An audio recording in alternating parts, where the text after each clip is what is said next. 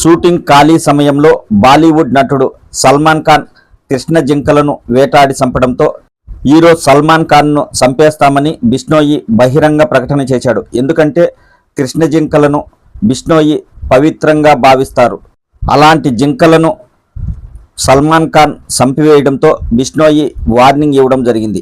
అతను బహిరంగ ప్రకటన చేసిన తర్వాత బాలీవుడ్ హీరో సల్మాన్ ఖాన్కు ప్రభుత్వం Z+ కేటగిరీ భద్రత కల్పించింది.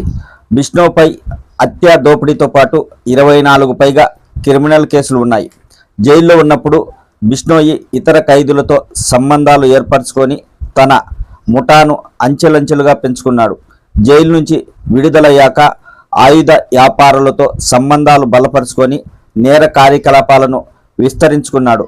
Most powerful gangster Dawood Ibrahim స్థానాన్ని పక్కకు నెట్టేసి లారెన్స్ బిష్ణోయి పవర్ఫుల్ గ్యాంగ్స్టర్గా ముందు వరుసలోకి వచ్చాడు.